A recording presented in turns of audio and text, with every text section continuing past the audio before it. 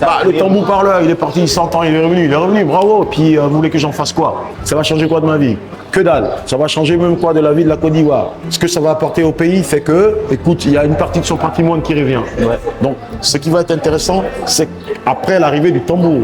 C'est pas l'arrivée qui m'intéresse. Maintenant, il est arrivé, on en fait un quoi de ce tambour? Comment la population ivoirienne va s'intéresser à ça? C'est ça maintenant que j'ai envie de voir. Et ça, c'est pas aux Blancs de nous le dire, c'est à nous de le faire parce qu'il est arrivé notre tambour. Parce que c'est les Blancs qui l'ont amené. Ceux qui sont partis avec là, c'est eux qui sont revenus avec. On ne parlait pas de design africain en 2000. Parce que nous, on a commencé là en 2000, on ne parlait pas. Donc nous, on a encaissé. L'Afrique, c'est de l'artisanat, c'est mal fait, machin. Bon, voilà. Aujourd'hui, c'est eux qui nous applaudissent. Donc c'est le travail. Regardez, c'est qui crée aujourd'hui les designers des vêtements? Regardez, c'est qui? Du bois, les matériaux de chez nous. Du bois, du bronze, de l'os, voilà. Du fer, du métal. On a tout ici. On a tout sur le continent. Donc là, l'art et la culture sont faits pour se rencontrer. Là, la culture, c'est fait pour que les peuples se rencontrent. C'est pas, on dit, ça appartient ici, ça nous appartient, donc faut pas utiliser le machin. On reconnaît une œuvre par la pertinence, parce qu'elle te. Ouais. Voilà, par la pertinence, par qu'est-ce qu'elle dit, comment elle est faite, qu'est-ce qu'elle dit, et puis qui l'a fait. Parce que c'est hyper important. Ah, oui. Pas, on a fait, c'est joli. Une œuvre, c'est pas joli. C'est l'écriture, qu'est-ce que la personne est en train de dire. C'est qui même lui. Il vient d'où? Il a fait quoi? C'est quoi son background? Ouais. Mais tout est un état d'esprit. Wow. Tout est un état d'esprit. Donc on investit aussi dans les œuvres d'art. C'est de l'achat. Et comment est-ce qu'on peut en tirer un bénéfice? Je suis passé dans tous les continents avec mon travail. Wow. Je remercie mon Dieu.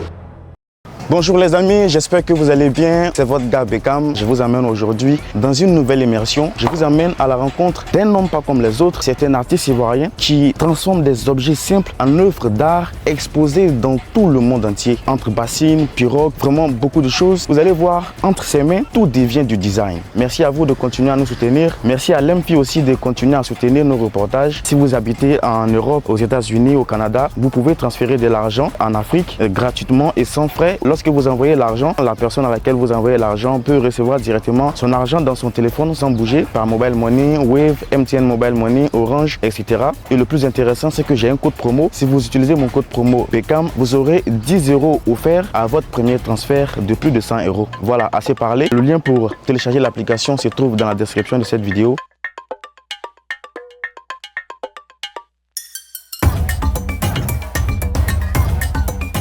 Donc les gars, là on vient de rejoindre M. Somian. Comme je vous l'ai expliqué, c'est un génie ici en Côte d'Ivoire dans le milieu artistique et tout. M. Somian, j'espère que vous allez bien. Ça va et vous-même? Ouais, ça va très bien. Merci. Merci de nous accueillir dans votre univers aujourd'hui. Merci. En tout cas, on est impatient de découvrir votre histoire. Est-ce que déjà vous pouvez expliquer à nos abonnés qui est l'homme derrière M. Gervais Somian?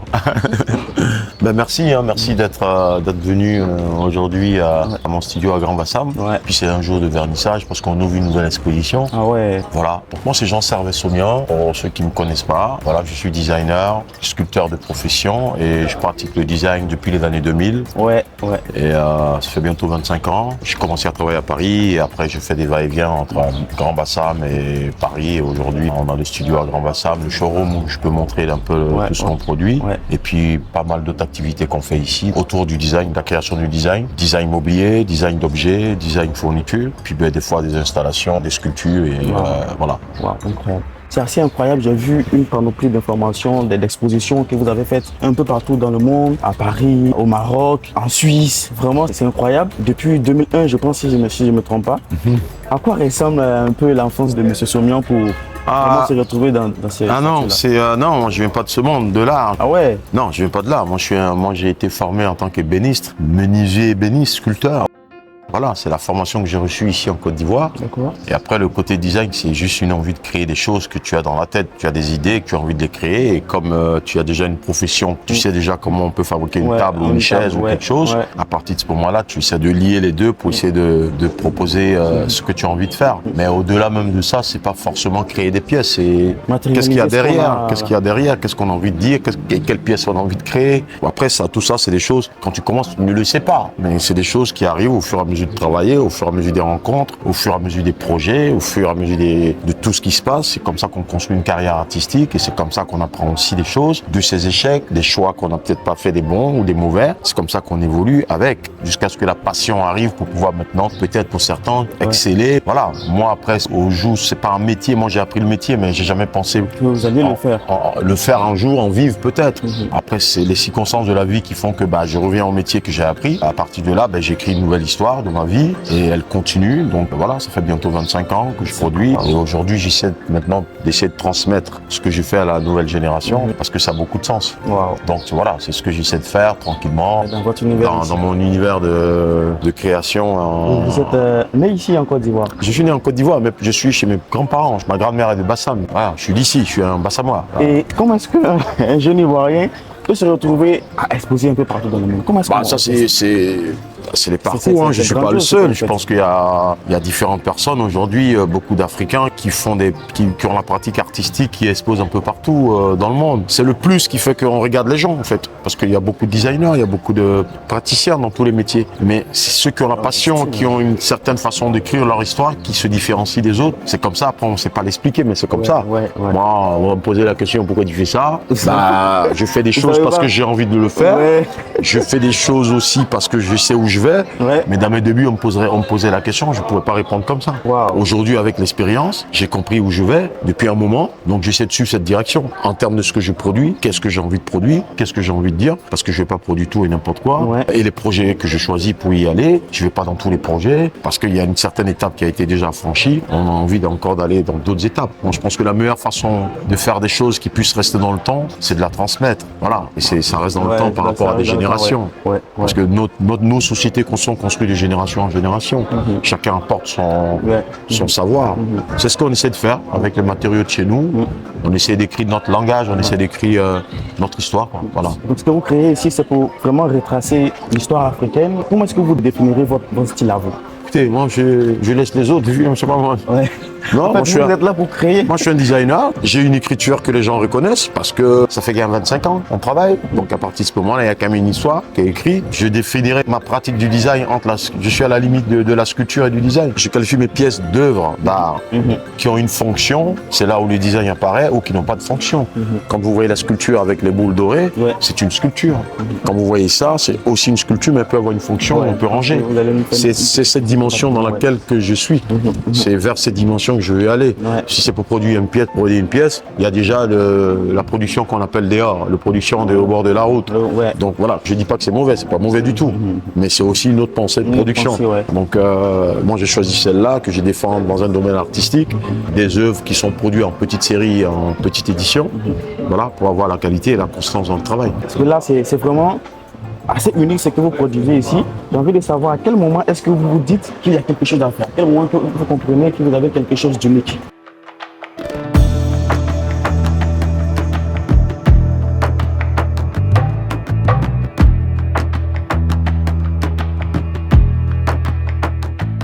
Depuis longtemps, on a compris, donc c'est pour ça qu'on n'abandonne pas. Donc ce qu'on essaie de faire, c'est d'écrire notre histoire au travers de ce que nous savons faire, produire des pièces avec de l'intelligence. Il y a des gens qui écrivent des livres, des gens qui font des films.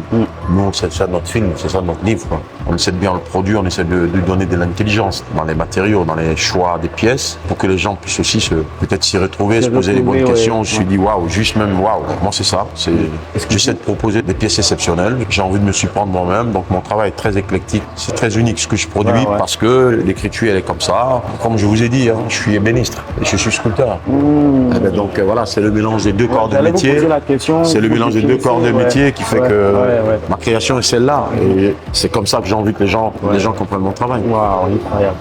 Et justement, votre inspiration, comment est-ce que ça vous vient? Tous les jours, on vit avec les gens, non? Donc on est inspiré par les gens, on est inspiré par la nature, on est inspiré par tout ce qui nous entoure. Moi, en tout cas, je regarde beaucoup autour de moi. Je ne suis pas un extraterrestre. Les choses sont devant nous, donc il faut prendre le temps d'observer les choses. Quand on arrive, c'est assez incroyable. L'inspiration, on se demanderait d'où ça vient, quoi. Il faut prendre le temps d'observer les choses. Voilà, on a des idées qui arrivent, qu'il va falloir après matérialiser, qu'il va falloir après nourrir, qu'il va falloir après lui donner du sens pour que quand la création va se faire, on puisse comprendre ou on puisse se dire c'est quoi cette œuvre, qu'est-ce qu'elle veut dire ou qu'est-ce qu'elle me provoque chez moi ou voilà. On est dans ces travaux de pièces élaborées à la main, on prend le temps de travailler. Vous avez un background, comme je le disais, depuis 2001, les gars. Moi, je suis un admirateur parce que j'ai pris le temps de vraiment regarder vos créations. Comment est-ce qu'on devient comme un serveur sonore? Comment est-ce qu'on le devient? Faut travailler. On commence, c'est retrouvé à travailler. Paris en train de... Faut travailler, que ce soit Paris ou Abidjan, ça change pas. Ah ouais. Pareil. Ah ouais. Là-bas, c'est encore pareil. pire. Là-bas, c'est encore pire même qu'ici. Ah ouais, pourquoi ça? Bah, c'est encore pire parce qu'il faut travailler 10 fois plus là-bas qu'ici. Mais partout, il faut travailler. Voilà. C'est pas parce qu'on est à Paris qu'on arrive à faire ça. Ça n'a rien à voir. Il y en a plein qui sont là-bas, mais qui font pas ça. Non, chacun a son histoire et il faut travailler. Dans tous les domaines d'ailleurs, il ne faut pas arrêter. Il faut continuer à innover, il faut travailler. Ouais. En fait, c'est en faisant les choses qu'on acquiert encore plus d'expérience.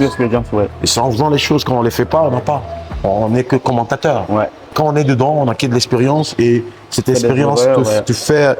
Mais c'est les erreurs qu'on corrige qui nous font avancer. Ouais. Donc des erreurs, on va en faire tant qu'on est vivant. On fera tant qu'on toujours. est vivant. Des choix, on fera peut-être des mauvais choix dans la vie des fois. Mais si on comprend qu'on a fait des mauvais choix, on peut rebondir autrement. Et c'est vraiment des envies. Il faut se donner, il faut prendre les choses sérieux. Souvent, on parle de design comme si c'était une affaire de mode. C'est pas une question de mode. Le design, c'est de la réflexion. Pour produire une pièce, il faut la réfléchir d'abord. Il faut penser la pièce. Donc, c'est une œuvre d'esprit, c'est une œuvre d'intelligence. Donc, c'est pas juste, je fais ça, c'est le design. Bon, mais écoute, tant mieux. Si c'est ça, continuez. Est-ce que vous trouvez que les Africains sont un peu à marge de tout ça? Non, ça a changé. C'est fini. Ça a changé. Ça a bien changé. On est dedans, mais par rapport à nous, quand on a commencé, il n'y avait personne. Tu comprends ce que je veux dire? Ah ouais. En 2000, on parlait design en 2000. Je ne sais même pas si j'étais déjà né. Non, j'étais né en 2000. Mais... Est-ce que tu étais encore bébé? Ouais, pour certains. Bébé. En 2000, on ne parlait pas de design. Ah, c'était beaucoup plus dur. On ne parlait pas de design africain en 2000. Parce que nous, on a commencé là en 2000, on ne parlait pas. Donc nous, on a encaissé. Nous. Et vous avez encaissé quoi, par exemple? On a encaissé tous les critiques des gens. Ah ouais, parce que j'imagine dans votre milieu... L'Afrique, c'est de l'artisanat, c'est mal fait, machin. Bon, voilà. Aujourd'hui, c'est eux qui nous applaudissent. Donc c'est le travail. Ah oui, regardez, c'est qui crée aujourd'hui les designers des vêtements? Regardez, c'est qui? Les Africains. Regardez, c'est qui? Incroyable. Voilà, donc c'est Aujourd'hui, ceux qui ont critiqué aujourd'hui, ils n'ont plus le choix parce qu'ils ne peuvent plus se mentir. C'est du réel, ils le voient et ça percute. Donc à un moment, ils sont obligés de reconnaître. Moi personnellement, je fais mon boulot. Moi, j'ai même pas besoin que quelqu'un de reconnaisse quoi que ce soit. J'en ai rien à foutre. J'écris mon histoire. Je sais ce que j'écris comme histoire.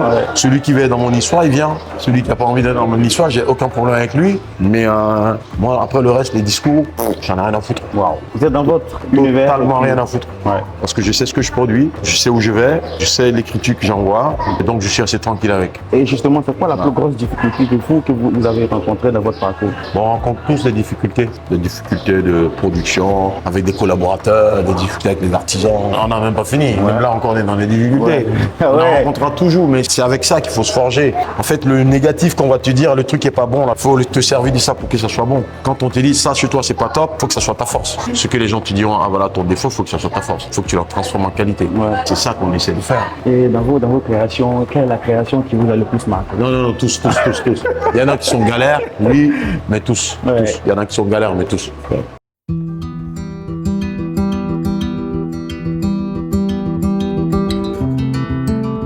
Et justement, ça vous prend combien de temps pour pouvoir produire? C'est beaucoup de travail, j'imagine. Beaucoup de temps, beaucoup de temps. Ah ouais. Vous avez une estimation de beaucoup de temps. Il faut une table, compter 2-3 mois pour une table. 2-3 mois pour une table? Même plus que ça. Même plus que ça, jeune homme. Ah ouais. Donc, si vous observez bien, c'est des boules de bois, donc il faut qu'elles sèchent. Donc 2 mois même, c'est petit. Donc on est plutôt à 5-6 mois, mais bon, en termes de pratique de travail, c'est 2 mois, mais dans l'ensemble, quand tu as la pièce, il faut bien qu'elle sèche. Donc le temps qu'elle sèche, il faut la compter, le temps du travail. On ne fait pas des bricoles. 2 semaines. On ne fait pas des bricoles. Tu ne peux pas faire ça en 2 semaines. Même 4 ballons, là, tu peux pas faire ça en 2 semaines. Waouh. Tu peux pas faire ça en 2 semaines, même pas possible. Même en 3 mois, tu n'as même pas fini de tailler ça. On prend le temps. Chez moi, on prend le temps pour travailler. Nous, on crée, donc on prend le temps. Ouais. Est-ce que tout le monde Nous, on crée. Donc on prend le temps. On travaille sérieusement, on réfléchit à ce qu'on fait. Donc si une pièce doit prendre 6 mois, elle prendra 6 mois. Ça va 6 mois. Voilà. Parce qu'elle a besoin de ce temps pour être. Pas de pression. Non, aucune. Wow. Est-ce que tout le monde devient un designer? Qu'est-ce qu'il faut avoir? Non, tout le monde ne devient pas un designer, heureusement. Ah, vous avez... heureusement que tu ne devient pas un designer.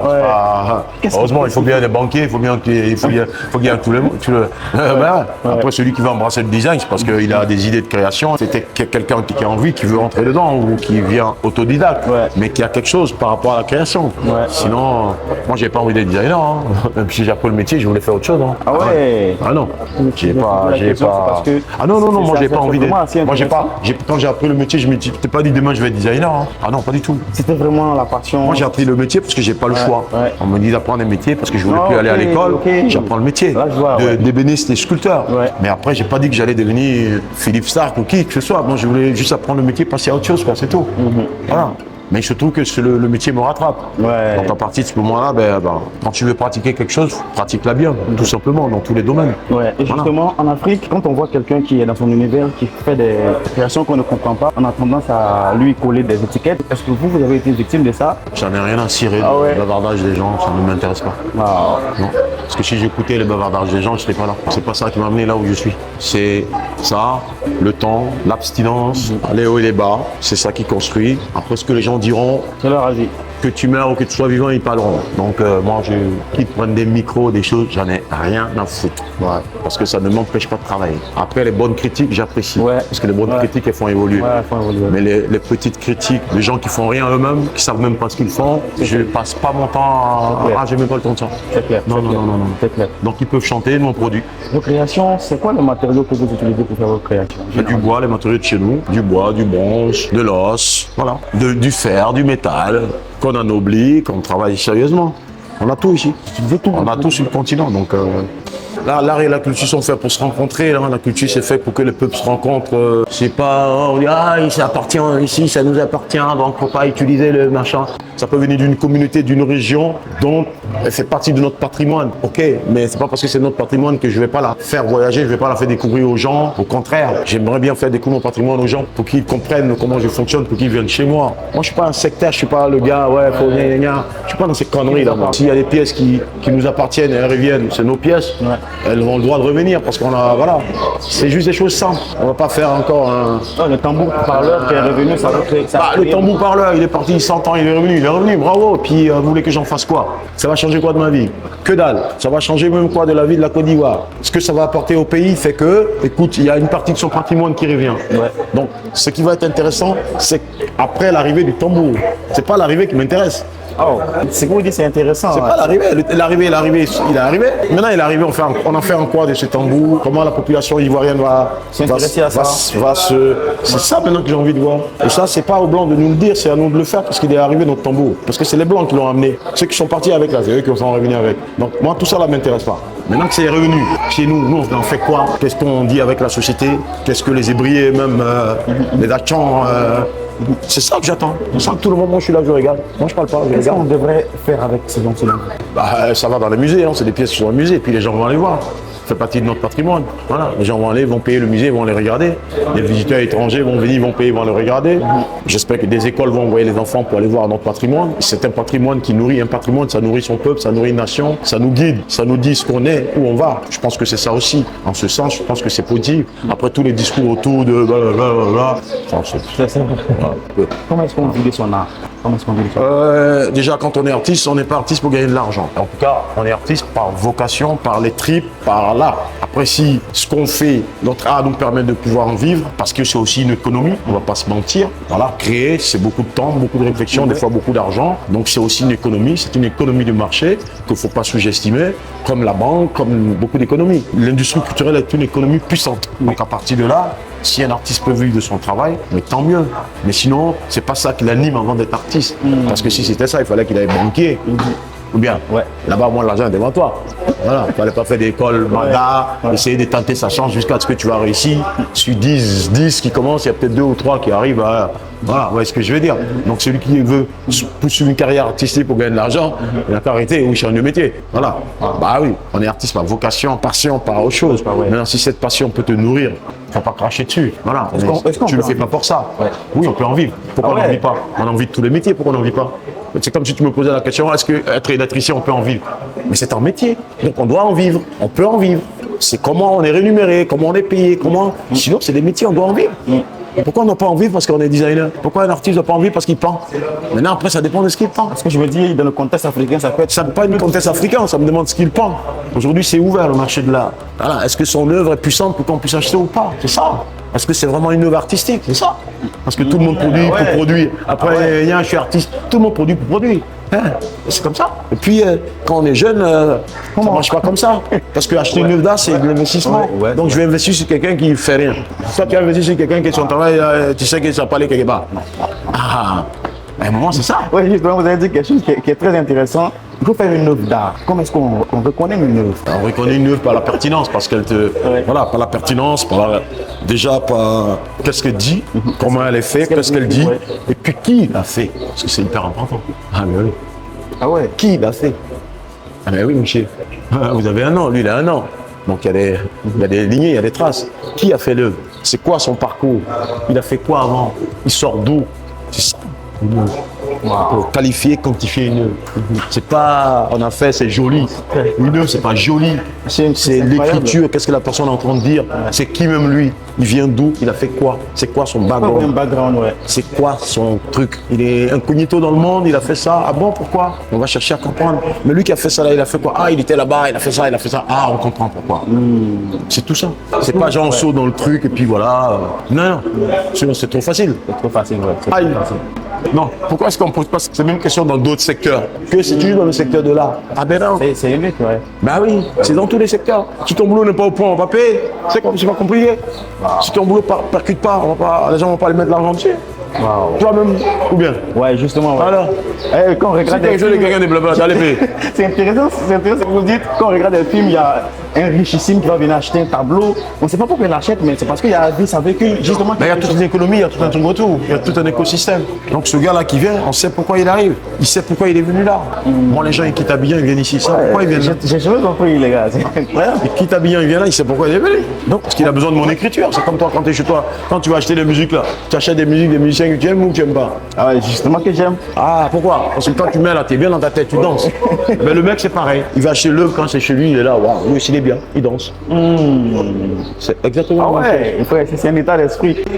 Mais tout est un état d'esprit. Wow. Tout est un état d'esprit. Donc on investit aussi dans les œuvres d'art. C'est de l'achat. Comment est-ce qu'on peut en tirer un bénéfice?